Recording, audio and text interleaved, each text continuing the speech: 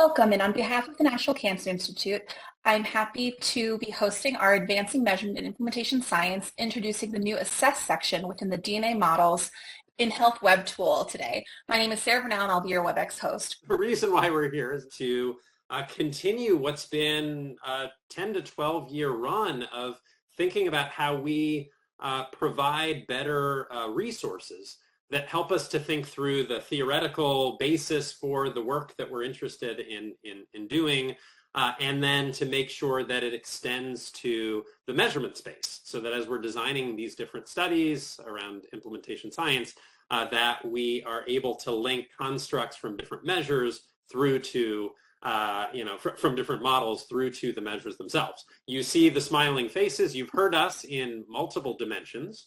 But I am pleased to have Elizabeth Nielsen from ODP here at the NIH, and Borshika, Russ, and Brian from Colorado, Borshika from UCSD, and Russ and Brian from Colorado, who are helping us to get up to date on where we are with a specific resource. And this was a resource that came first out of these review papers that were done to try and assemble what do we know about different models in dissemination and implementation.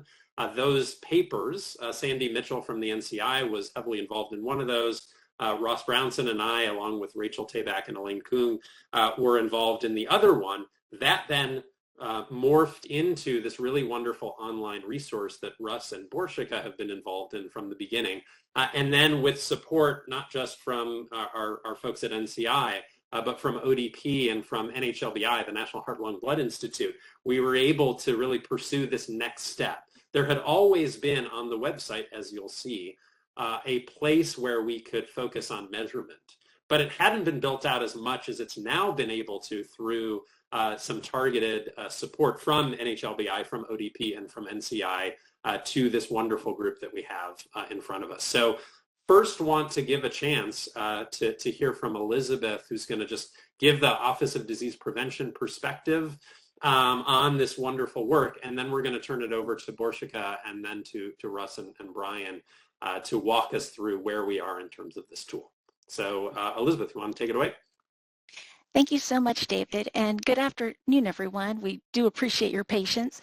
I was so happy to be invited to join this talk because models, measurement, and D&I research are important topics in the NIH Office of Disease Prevention, and they're also of interest to investigators who work in disease prevention and health promotion to address high-priority clinical and public health issues. I'm going to highlight how D&I investigators in prevention science utilize theories, models, and frameworks, and I'll also share some of ODP's resources that support methods and D&I research. But before I go any further, I just want to take a moment to thank a couple of my great colleagues who helped to create the slide deck. The first is Jennifer Rodriguez, who leads many of our communication activities, and the second is Libby Walton, who is one of our experts in portfolio analysis. I'm so grateful to them for helping to pull together a lot of the information that I'll be sharing. Next slide. Our office is focused on prevention research, which seeks to understand how to promote health and well-being and prevent health conditions from developing or getting worse. It spans all diseases, conditions, populations, and phases of life, and it explores biology, behavior, factors in the social and physical environment, health services, and health-related policies and regulations. Our office was established in 1986 to promote and coordinate prevention research among NIH institutes and centers, as well as other partners. And our mission is to improve public health by increasing the scope, quality, dissemination, and impact of prevention research that's supported by the NIH. If you'd like to learn more about prevention research or the ODP, please visit our website. Next slide. We know that discovery alone is not enough to improve health and well-being. We have to spread and sustain knowledge about evidence-based interventions and then adopt, integrate, and sustain these interventions in real-world clinical and community settings. Because of this, D&I research is critically important in our office and is one of the 5 cross-cutting themes in our strategic plan. We also have a dedicated section on our website related to D&I research. And these resources are some of the most popular based on views, users, and clicks. I've circled in red where we promote the D&I Models web tool. It received over 400 clicks in the last 12 months, which is more than any other individual resource on our website. And that's not surprising, given that many NIH-funded projects in prevention science incorporate D&I theories, models, and frameworks. Next slide. Our portfolio analysis team completed a review of NIH-funded competitive grants in prevention science for FY21 through 23. They found over 11,000 grants, and 880 of them, or 8%, included a D&I research component. If you look at the entire NIH research portfolio, only about 2% of funded competitive grants include a D&I component. This really illustrates the relative importance D&I research plays in prevention science. Of those 880 prevention science grants, 55% specified at least one of the 15 most frequently cited TMFs noted in the D&I Models web tool, and 14% specified more than one. Next slide.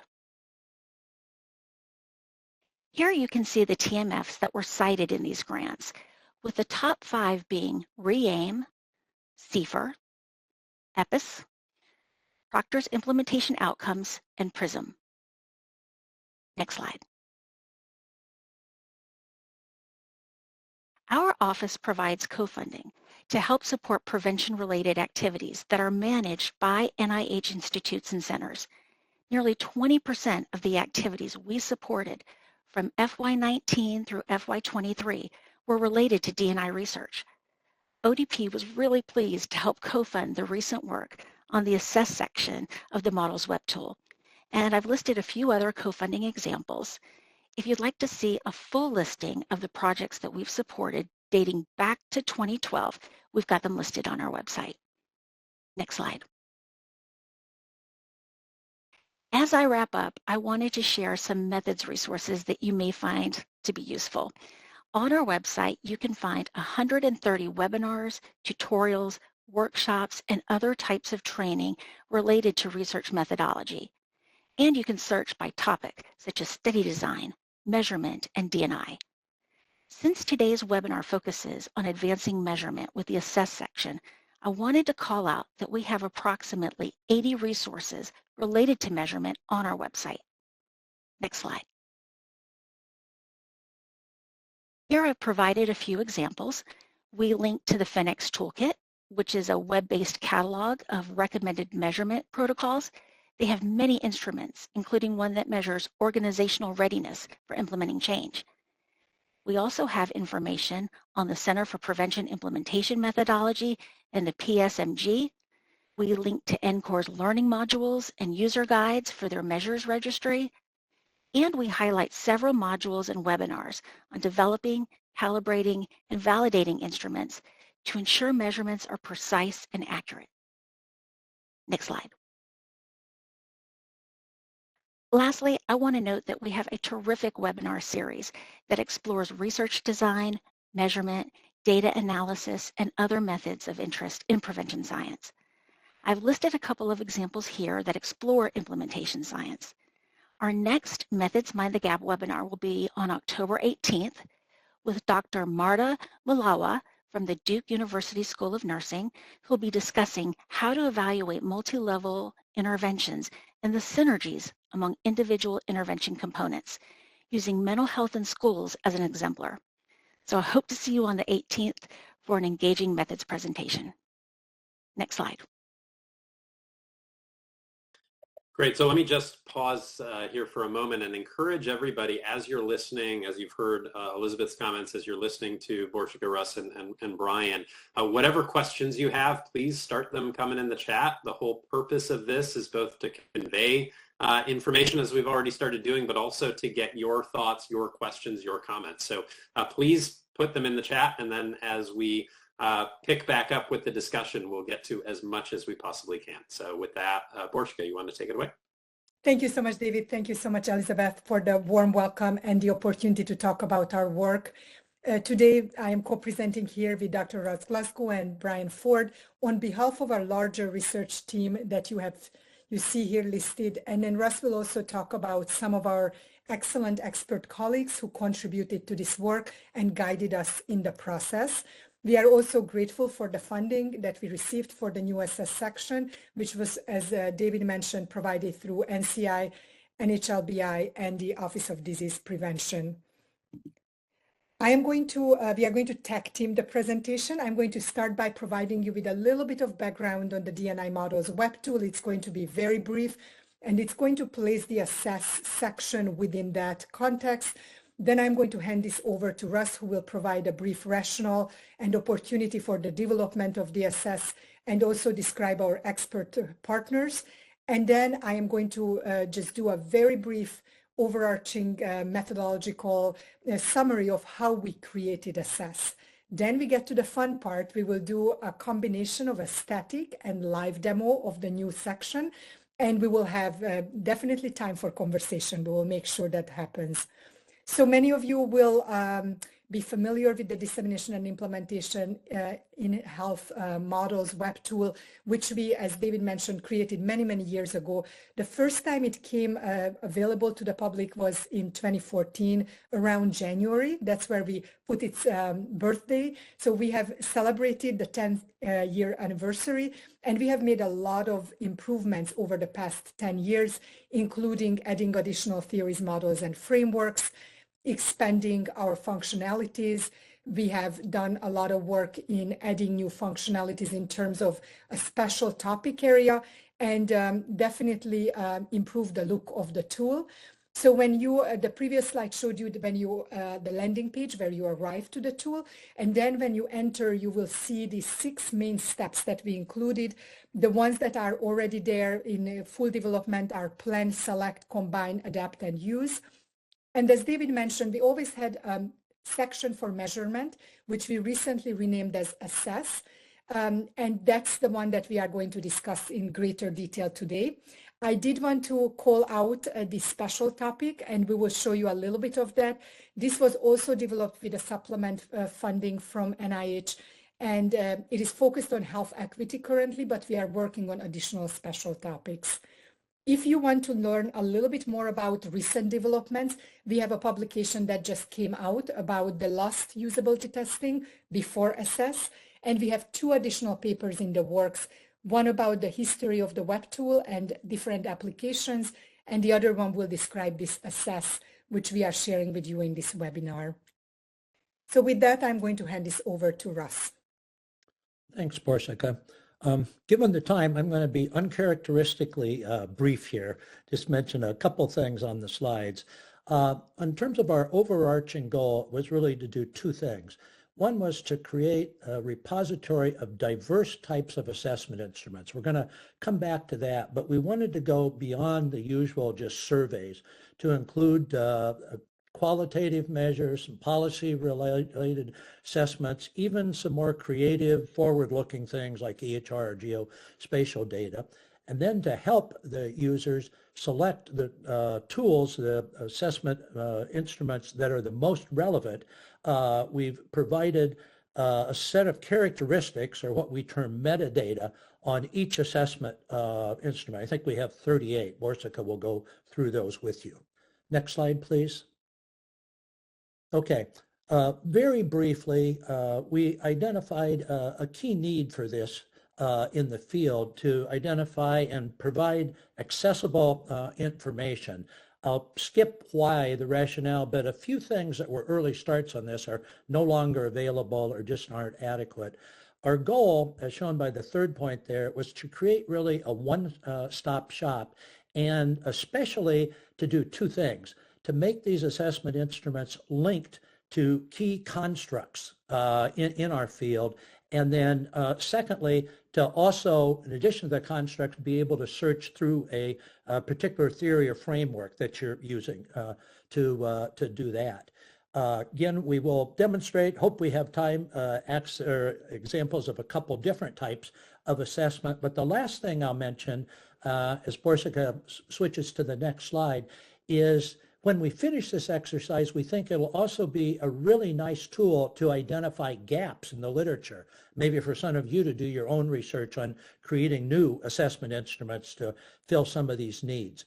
This is a supplement. I want to emphasize that. It's a work in progress. It's 1 year we had, and so far we've accomplished 2 of our aims, which were to identify criteria, these characteristics, and then an initial set of about 50 instruments to build this section to fit into the overall worksite. And right now we're working on the 3rd aim here, which is to disseminate and figure out a process to sustain what's been going on. Next slide. Just very briefly, Borsika's talked about our team. I do want to really acknowledge our funders and very much NIH partners too, not just funders, the people there.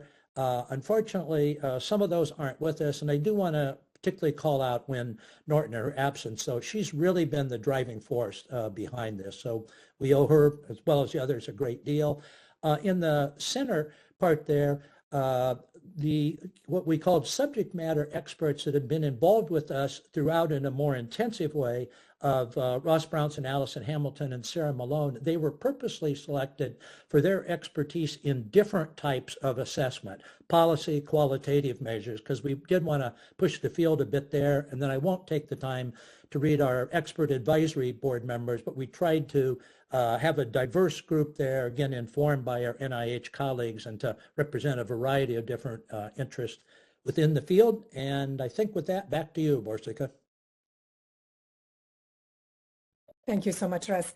So I am going to again do this very high level of review of how we came to this assess section. I'm sure I am not going to answer all of your questions. We are happy to share more separately or at the Q&A part. I missed mentioning how many theories, models, and framework currently we have on the Webtool. So I will say that we have 116, and they are organized by 46 constructs to link them. And these 46 constructs are derived from over 1,000 different specific constructs that we pulled out from the 116 theories, models, and frameworks. This is important because the constructs are basically the linkage throughout the Webtool, including the assess section.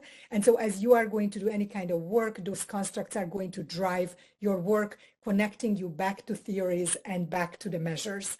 So the key steps that we had to take to develop the assess section included the development of the metadata set or the characteristics of these instruments. As Russ mentioned, there are about 38 of them. I will show you in a moment. I wanted to say that the metadata terminology is very familiar for some of us, but when we did usability testing, we got a lot of pushback. So we are moving over to characteristics. So you will see on the website that we have already shifted most of our language from metadata to characteristics. Once we had a set of characteristics, we pilot tested those and then identified eligibility criteria for inclusion of the various types of instruments. Of course, we had limited resources, so we are, as Russ said, have a limited set included, but we wanted to be diverse, and so we created that. Then we did the coding, and that takes quite a bit of work to identify all those metadata fields for each instrument, included them in the website, developed some initial guidance on how to choose and operationalize instruments.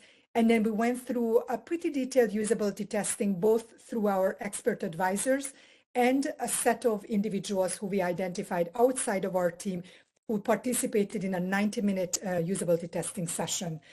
I am going to provide a little bit more detail about the metadata fields and then the actual instruments now, but we have more detail about the other steps as well. So in terms of identifying the metadata fields, this was an exciting activity.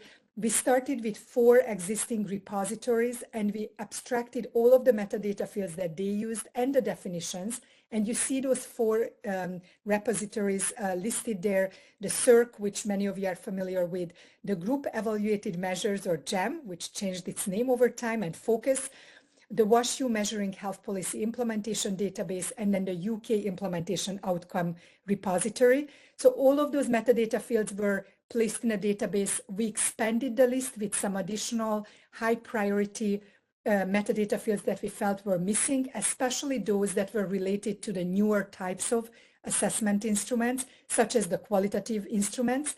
And then we received all of those together from feedback from our experts. Then we went through a rating process. We asked everyone to rate these fields on feasibility and usefulness. Feasibility in terms of how easy it is going to be to find that type of information about the instruments, and usefulness of the information to make decisions about whether the tool, the assessment instrument, is appropriate for a study. And based on the combination of those two ratings, we did a process of review and identification of the subset of metadata fields, which we piloted and then finalized.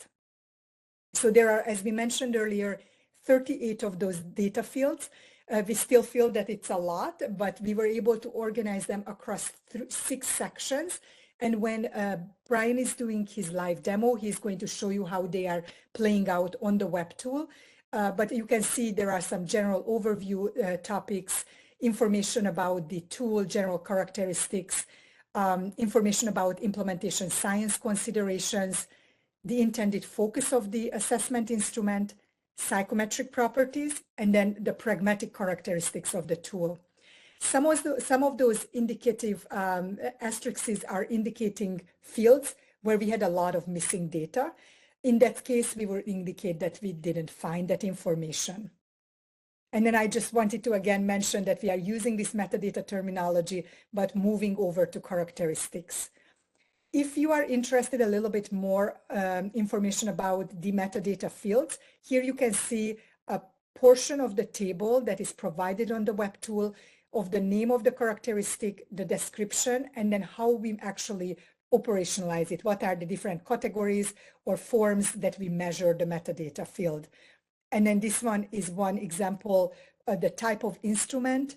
And within that, you can see all these different types of instrument categories that we were able to choose from as we were coding the assessment instruments. Very overwhelming slide, but we wanted to give you a snapshot of what is on the Webtool now. We were able to add 51 assessment instruments. They are diverse in terms of the types of instruments, also the populations, the priority settings, what phase of implementation they might be used, the languages that they represent. We also looked at whether they are equity relevant and policy relevant, and so you can see the data there.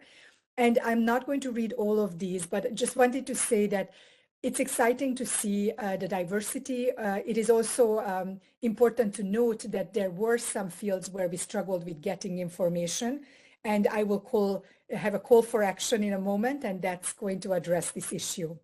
So again, all of this is already on the website. You can go on and see them, but this is the summary of what we have currently. So here is my last substantive slide about the content, kind of a closing slide, inviting you all for a number of activities. First of all, we have a section under each assessment instrument where you can, if you log in, rate the instrument and comment on it. This is also a function that we have for our theories, models, and frameworks. It is a kind of a crowdsourcing approach of making sense of instruments. And we would love for you to use this functionality as you are browsing and provide feedback if you have used a certain instrument. The second potential activity that we would like to invite you for is to identify constructs and types of instruments where there is not too much currently in our tool, because those are potential areas for development, and hopefully you would be able to apply for funding for methods development, whether it's an R21 or another mechanism, to create new instruments, new types of instruments. The third one is, as I mentioned, there are certain metadata fields where we have missing information. Those are, again, opportunities for development. As you are using the assessment instruments, it would be wonderful to start to gather that type of metadata or characteristic information. And finally, we know that you will find instruments that's seemingly missing, and we would love to add more instruments. We are currently working on figuring out a feasible way, because it takes some resources for us to abstract and provide information. But please start to collect in your mind the different instruments that you feel are high priority and should be added. And once we know what kind of resources and opportunities we have, we will reach out broadly to invite additional instruments to be added to this repository. So with that, we did make it to the fun part, the actual demo. I am going to start by showing you a few static screenshots that will show you the main functionalities of this new section. And then I'm going to hand it over to Brian for the live demo. So again, this is the landing page. This is where you will arrive. In fact, that little visual that you see on the right, that actually moves when you first come on. I couldn't make that happen here. And then once you click on Access the D&I Models web tool, you will get to these key 6 steps. We have guidance for the first 5 already under the guidance section. Videos, we don't have one for the assess. We are going to add that. And then so today's focus is on assess, but I did want to mention the special topics and the health equity section, which is newer, which provides you with guidance on how to use theories, models, and frameworks with a health equity lens. We have examples, we have some key constructs or dimensions of health equity presented. You can download some example studies that used theories, models, and frameworks with a health equity lens, and hopefully you find those helpful. Moving on, the main section again that we are discussing today is assess. And there are 3 key portions of the section. One is about guiding the selection and use of D&I theories assessment instruments. And so there you can see these expandable accordions where you can get more information and examples of and guidance on how to decide about which instruments you would choose. If you are a little bit newer, and regardless whether you are newer or not, we recommend you start here to kind of explore these different areas. We are especially concerned about, as we are sharing qualitative instruments, to have the appropriate expertise. And that's certainly our qualitative experts were emphasizing that if you are using qualitative instruments, you are not just taking the interview guide, but you have appropriate training in place. So we are talking about these issues here. The second section is the heart of this assess, which is basically looking at the D&I assessment instruments. And there are 3 ways to do that. The one that we will demonstrate today is through the view by D&I assessment instruments, which is our search function. And Brian is going to demonstrate how to use our filtering function on this web section. But in addition to that, you could also go to our 46 constructs, which is listed here, and then see, for example, reach is being one, all the definition of that and all the different models and assessment instruments that capture this idea of reach. So that is one other way to look at them. And then a third one is to go through the view by D&I models. And this is where we have the listing of our 116 TMFs. And then you can see the related constructs and assessment instruments. But again, today we will focus on the filtering function and the search function. And with that, I think I talked fast enough that we might be able to do 2 use cases. And I know that Brian will be efficient. So we provide you with 2 use cases today. And Brian is going to read these, but one of them is going to focus on identifying some assessment instruments in a pre-implementation phase with some criteria. And the second one will be assuming that you already have theory, model, or framework in mind, in this case, CIFAR. And then you are trying to find instruments that can help you assess certain constructs within CIFAR. With that, I'm going to stop sharing and hand it over to Brian. Okay, so I'm going to ask everyone to imagine that they're starting a new project and they're in the pre-implementation phase, and you want to try to assess and optimize your project for your local context. Using the tool, we can access the tool right here through assess, like Borska showed. On your project, you also think that equity is important to you, and you want to look for quantitative assessments in a survey form. So you have all those things kind of conceptualized before accessing the tool. So I'll jump in here, and then we're going to access the tool by not going to the guidance, but going to the Explore D&I assessments here in the middle. And there are 3 ways to explore, like Borska said, by assessment instrument, by constructs, and by models. So I'm going to go to the D&I assessment, view by D&I assessment instruments here. So like I mentioned, to you and your project and your hypothetical project here, You're in the pre-implementation phase. So I would scroll down and look for pre-implementation. Go ahead and check that, which, there we go. Just a little lag, sorry about that. And then we are looking for quantitative assessments. And as you see when I'm checking here, the search function filters out each assessment instrument and shows the matching on the right-hand side.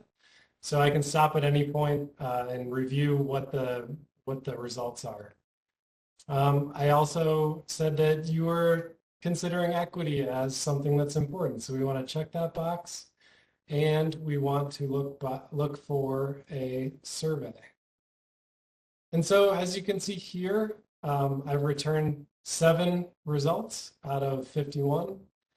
And let's see, I'm going to, for time's sake, going to click on the FIM. And we can review within the FIM, within the feasibility of intervention measure, the different characteristics that are listed here. As Borska noted, there were 6 domains, and each domain is visualized here. So there's summary characteristics, overall characteristics, and you can see there's a brief description for each one, the development article, and then if there are any articles that we found with empirical use of the instrument, the actual instruments are linked here, and then different domains here at the bottom. I won't, for time's sake, click on each one, but please do feel free to navigate through those. And so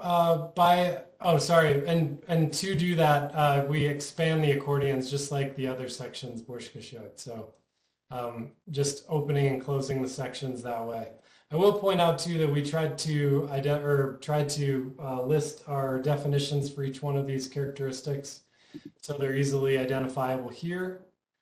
And then if one were to have some, want to dig a little bit further, those characteristics can be found here at the bottom as well. Borska showed the table there. So we might find that the feasibility of intervention measure looks like a good one for this project, maybe because it is short or shorter, has 4 items. And so we don't want to overburden our participants. And so we could select those. If we wanted to go back, we could review the others that populated within the search. All right, so I'm going to jump into the second use case. Borska mentioned so imagine that you're using CIFAR in your project and you are trying to identify assessment instruments that are specific to the inner setting. You're especially interested in qualitative assessments for this one. And so we want to find qualitative assessments for the inner setting. I've already gone ahead and selected qualitative here and the context for the inner setting. We could go through and search by construct since inner setting was already identified ahead of time, or search by CIFAR or search by models and then select CIFAR. But since you already had in mind that you wanted to use a qualitative assessment, we would search by assessment instrument like we're doing here. So the searching by assessment instrument or exploring by assessment instrument helps us drill down a little bit farther. So with the search that I've entered, we have 16 entries this returns, and the top several here are related to CIFAR directly. So those would stand out to me, and let's say that they stand out to you too and explore one of those. If I click inside there, there are several of the metadata or characteristics that are only applicable to qualitative assessments. And so we've identified those on the back end and have plans to make those more visible or more obvious to users what the differences are there. And let's see, anything else with this one? Perhaps we can mention, Brian, that we would love for everyone to do, again, the rating and commenting, and you could show where it would show up again. Yeah, yep. And so that was last part of the demo. The comments are down here. And when logged in, and so I can log in quickly here and show you what that looks like. It apparently it logged me out. Let me get back.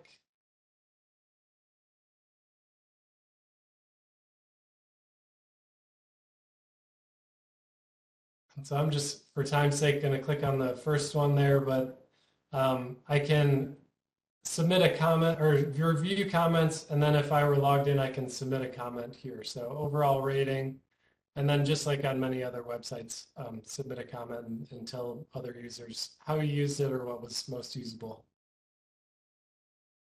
That's super. Yeah. Any other further comments, Portia? I think that. One other thing that I was reflecting on, that you got 16 instruments in the second search. You could decide that that's too many and use another filter at that moment. So for example, you could say, I'm really interested in interviews, individual interviews. I don't want to see all these other types. That would take you down to a smaller number, and then you have less to swift through. So you might develop your search criteria as you go. So thank you for both walking through the overarching sort of architecture and then walking through the demos. We are at that time where we can fire all sorts of questions in your direction. And thanks to our participants, we have a number of those teed up, and we'll just keep them coming. So whatever you want to know, add it in, and we'll go with them as many as we can through the top of the hour. So the first one, I think, does speak to that notion of trying to compare across different measures. And I noticed even with the comment function, it seems like it's very specific to, here's this particular measure, and how do I provide some comment and some rating on that measure? Any thoughts about how you could directly compare different measures that are targeting the same construct? So in terms of the current functionalities, the best way to do it is to look at that summary table. So when you put in the filtering options, you will get a set of measures that met that set of criteria that you identified, which can be a much smaller set when you are putting in more filtering functions. And then we have about...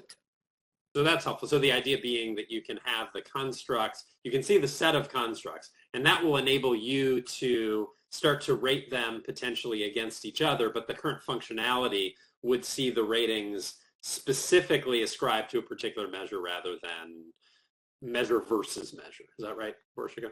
And in prior iterations, we have included the ratings in that summary table.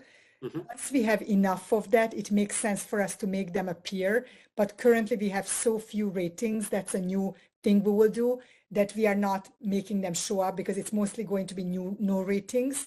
But once people come in and crowdsource, then we can pull the ratings from the individual measures and show them next to the each other as we go into the table. It just doesn't make sense now.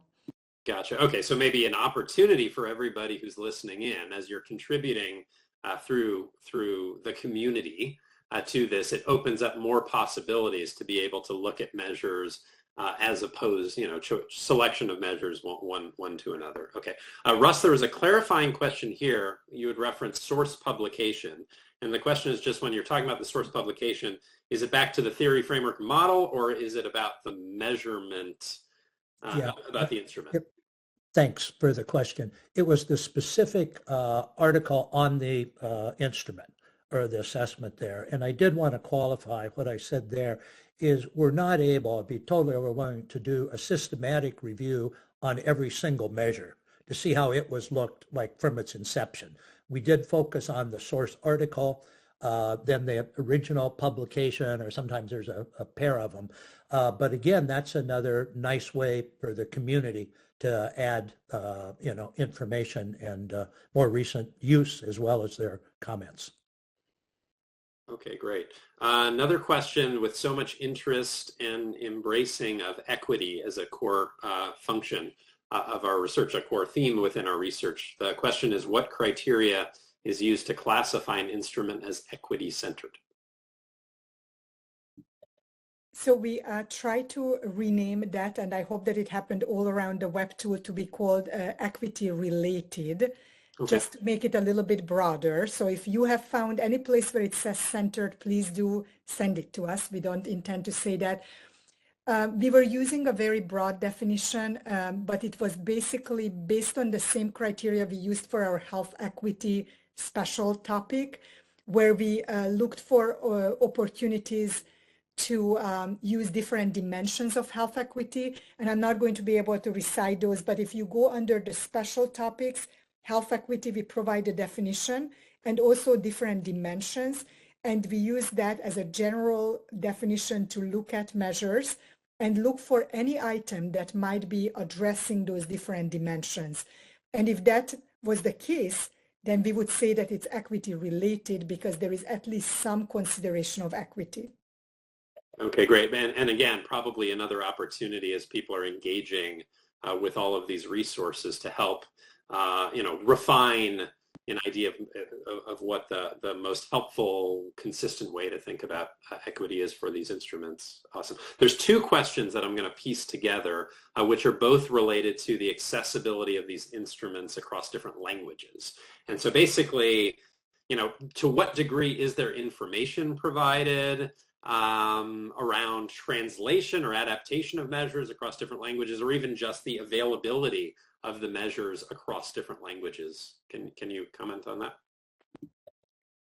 So we have a metadata field called language, and that is indicative of any language version of the same instrument if we found it.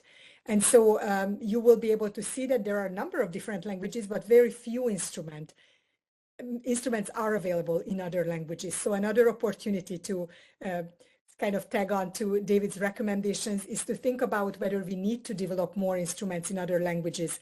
Variations of the same instrument, we enter them as new instruments, because if you look at the metadata fields, we organize them by number of items. So a short version would be a separate entry. We had a lot of discussions about this, whether the language should be a separate entry. We decided that if it's the same instrument, we will keep it in the same entry for now. And then if it's a different length or a variation, then we enter it as a new instrument, because many of the searchable metadata fields would change. Not perfect, but that's the current decision. Okay, so then that does relate to that other question, not just about translation into different languages, but adaptation for populations, for literacy level. It sounds like one would want to, under a specific search term, see all of the different measures, which may actually include different versions of the same index measure. Yes. Isn't that right? Now, I will mention that we have a field that is called related instruments, and actually you can find the related instruments linked in. So if you look at a version and there is a short version, there is a version that was developed for schools, that would be listed there. So you are able to make that connection within the individual instrument page. Gotcha. Okay, that's great. There was a question about sustainment tools, and if there's either, are they there already, or is there a plan for when to make sure that they're added or expanded? I can start on that one, and then Borsika or Brian could give me the exact answer. I know there's at least one or two there, and again, it gives me an opportunity to talk about the scope of this. This is a work in progress from a one-year supplement that we're starting. We did purposely work with our advisors to try and kind of cover a broad range of both, first of all, the key constructs within our field, the same sustainment certainly being one, but also thinking about multi-level instruments, thinking about multi-method instruments, where our funding for 1 year limited is it allows us to have 51 instruments. So you're going to see currently today, there are 51 instruments in there. This is not the entirety of the field. We do hope to expand that, but again, we did try to have something on key constructs such as you just mentioned. Okay, that's great. There was another question just about trying to get a sense of the use of different measures beyond the source publication, right? So asking, is there a way to be able to search for various papers that have used the measure besides the paper that defined the properties of the measure were available? Oh, sure. My favorite function of Google Scholar is to take the source article and see who cited it, reverse citation. We love to use it to look at how Prism and Riem gets used, and I definitely recommend it to everyone. We did include a couple of applications, and we can, of course, expand that. That's an easy one. But there are a couple of applications that we found for most instruments. But if you want more, I would take the source article, plug it in to Google Scholar and just do a reverse citation on that. And often you can find the full set of publications that used it. Okay, thank you for that. There was a specific question just about different frameworks. This is going back to the models aspect of the site that would be appropriate for environmental health, or maybe just the search criteria.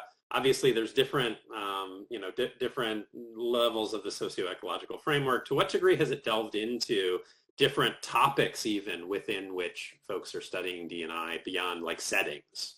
So would environmental health be something that would pop up if somebody started with that? What models and what measures then would fit environmental health questions? Is that currently there, or is that another? Yeah, I can answer. So we have a keyword search. So Okay. keyword search searches the name and the description of the theory, model, and framework and the title of it. I don't know. I haven't searched with that angle, and I don't know of any TMFs that were specifically developed for environmental health. Mm-hmm. I know of ones that were used in that context, and I don't know that you would necessarily easily find that here. Again, I would take the specific TMF, plop the original article into the Google Scholar and do additional search with environmental health. That's how we have been identifying sub-uses. We have not been able to incorporate that into the tools, but there is a really easy way to do that. Okay. If I could just segue that into one of the other questions I noticed about the field or the discipline from where the different assessment tools came from. We didn't explicitly search by discipline or try and get things from different disciplines, but we did have this focus on multi-level and multi-method. And as a result of doing that, we do have several things and explicitly have things essentially from policy or political science, number of things that originate from like anthropological. Alice Ammerman was a great partner on that. Because of the importance of context, we do have some things that I'm sure originated either from business or organizational perspective. One thing that's not in here, I should mention, is we made a conscious decision for talking with our advisors that all of these measures are assessed at either like a setting or an implementer or implementation team level. We do not have patient-facing or individual like patient-level measures in here, unlike the old gym used to have some measures for that. But these are more at the implementer level. Okay, thanks. I'm going to pull a few remaining questions maybe into a forward-looking one altogether. And I see some really great questions about potential enhancements or potential additional thoughts about, is it better in different web browsers, or are there technological limitations? Maybe the central question for people who are listening in, as ideas come up, as potential either additional questions come up or ways to contribute to this, what recommendation do you have for how folks should follow up? Is there a helpful way to be able to follow up with some of these great ideas and even opportunities to extend what you've already been able to do? So Russ mentioned that funding is important for this because we need resources to further develop it. And we don't want to make commitments to say that if you send us a new instrument, we will be able to add it. Mm-hmm. However, we want to have a conversation. So please feel free to, I would say, email us. Yeah. You will have on the last slide that I presented our email addresses, and then we can figure out if you have resources and you would like to contribute. That way we can have a discussion, but we would love to hear from you. If you have recommendations for improvements, we still have a list that we are going to implement. We will consider that, but we don't have currently additional resources to further develop this. So I don't know if that is a non-answer, most likely yes, but we would want to be keep in touch and figure out how we can move to the next stage. Well, it sounds like the immediate next step is potential conversations, which everybody is enthusiastic about, and then one will see as opportunities present themselves. Yes. Well, let me just say, as I turn it back over to Sarah to close this out, thank you so much. Thanks to everybody for bearing with our really interesting audio issues today. And thanks so much to, Elizabeth and to Borshika and to Russ and Brian for giving us so much to think about. So Sarah, you want to close it out? I will thank you all again. Our attendees and our speakers really make this community what it is. And so we appreciate the graciousness as we navigate ECHO, which will not show up in the archive, which will be available in just a couple of weeks or sooner. So this will be a clean production at the end of it. Thank you for your time and attention. And we hope that you join us at a future implementation science session. Thank you, everyone. Be well. U.S. Department of Health and Human Services, National Institutes of Health, National Cancer Institute, cancer.gov, 1-800-4-CANCER.